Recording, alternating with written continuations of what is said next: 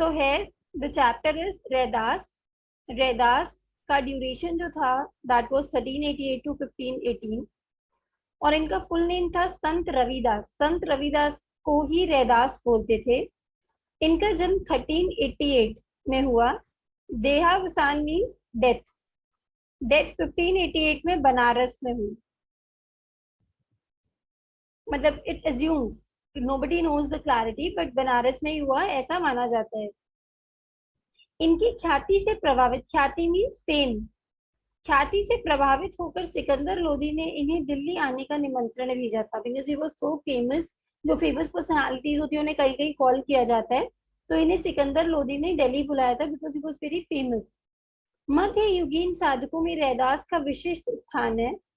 कबीर की तरह रैदास भी संत कोटि के कवियों में गिने जाते हैं। Like Kabir is very famous, similarly Raidas is also famous.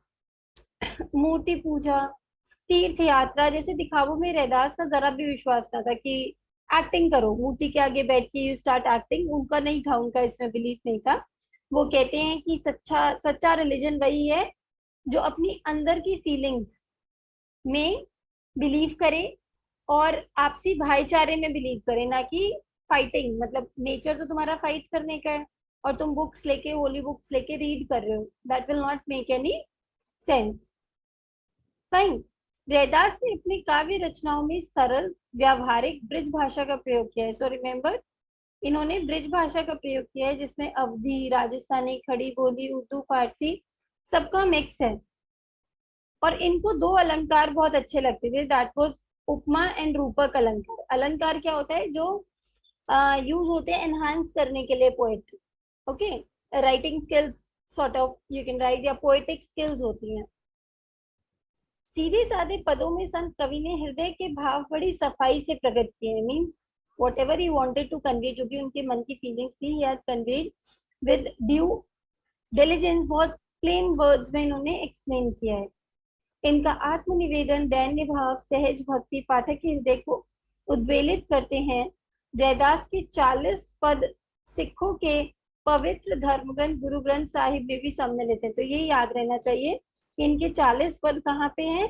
सिखों के धर्म ग्रंथ कौन से? गुरु ग्रंथ साहिब में। क्लियर? अच्छा, यहाँ क्लास 9th में इनके 2 पद लिए गए हैं। पहले पद, प्रभु जी तुम चंदन हम पानी। इसमें वो क्या कह रहे हैं? Let me highlight this with a different colour. अपने आराध्य, आराध्य means whoever you worship your God, अपने आराध्य को याद करते हुए अपनी तुलना करता है। उसका प्रभु बाहर कहीं किसी मंदिर या मस्जिद में विराजता वरन उसके अपने अंतस में सदा विद्यमान रहता है। वो कहते हैं कि जो मेरे गॉड है, मेरे भगवान है, वो किसी मंदिर मस्जिद कहीं पे भी नहीं है, एक्सटर्नल कहीं है ही नहीं। वो कहाँ है? मेरे मन में है, मेरे मन के अंदर है। और यही नहीं, वो हर हाल में, हर काल में सबसे बेस्ट है, उनमें कोई कमी नहीं है, उन भगवान में कोई कमी नहीं है। इसलिए वो क्या कहते हैं कि मुझे भी उनके जैसा बनना है, अपने भगवान जैसा। राइट नाउ नेक्स्ट, दूसरे पद में भगवान की अपार उदारता, कृपा और उनके समदर्शी स्वभाव का वर्णन करते हैं। मीन्स जो हमारे गॉड हैं वो बहुत अच्छे हैं, वो सब पे कृपा करते हैं, और उसी का वो एक्सप्लेनेशन कर रहे हैं कि वो सबके लिए फेयर है, उदार, कृपा और समदर्शी। Remember the keywords. रैदास कहते हैं कि भगवान ने तथा कथित निम्न कुल के भक्तों को भी सहज भाव से अपनाया है। जैसे कुछ लोग होते हैं ना, कहते नहीं यार ये तो स्वीपर है, तो SC ST से है, ये तो उस कम्युनिटी से है, हमारे साथ ये खा नहीं सकता, ये बैठ नहीं सकता, ये हमारे घर में एंटर नहीं कर सकता, इससे टच हो गया तो पोल्यूशन हो जाएगा। तो वो चीज रैदास जी ने हटाई है। उन्होंने कहा है कि भगवान जो कहते हैं सबके लिए वो बराबर, उनके लिए सब बराबर, whether it is lower caste, upper caste, whoever.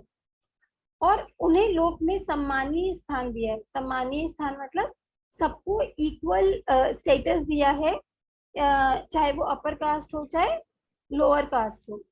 Is that clear Ranveer? Yes. ठीक है।